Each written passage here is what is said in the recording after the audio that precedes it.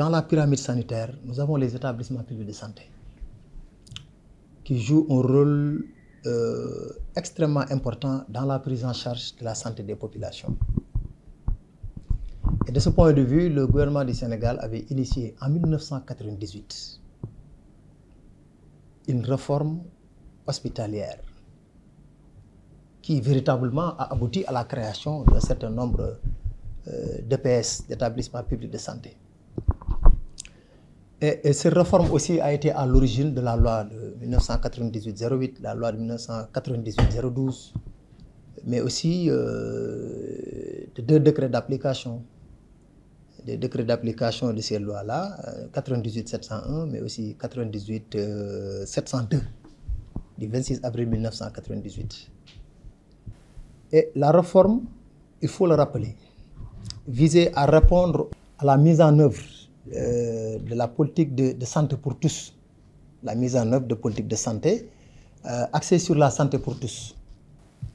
Donc c'était véritablement ces questions-là qu'il fallait prendre en compte, effectivement en tenant compte de toutes les évolutions liées à l'exercice de la médecine.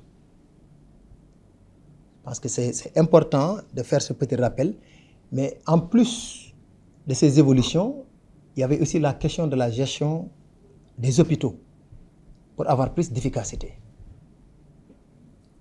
Donc l'objectif visé, c'était principalement, en réalité, était d'instaurer une gestion axée sur les résultats. C'était ça le but de la réforme.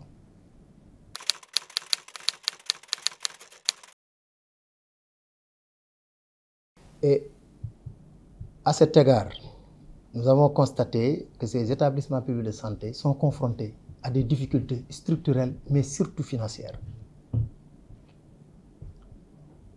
Cela est lié à plusieurs raisons, mais au moins je peux en évoquer deux qui me semblent être les plus importantes. Et la première, c'est de dire que la réforme n'a pas été achevée. Donc la réforme n'est pas allée jusqu'au bout. Beaucoup de textes d'application de la loi de 98-08, comme de la loi de 98-12, beaucoup de textes d'application n'ont jusque-là n'ont pas été pris. Aujourd'hui, il y a des décrets d'application qui sont contenus dans ces textes-là, mais qui n'ont pas été adoptés ni signés. Et certains n'ont pas été véritablement élaborés.